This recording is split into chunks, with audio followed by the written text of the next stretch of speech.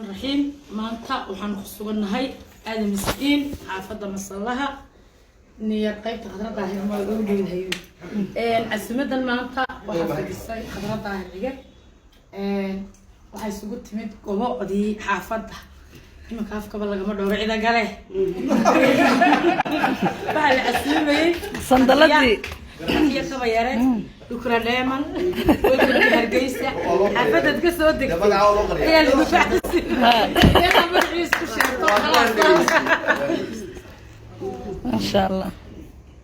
صدو ملان صدو thank you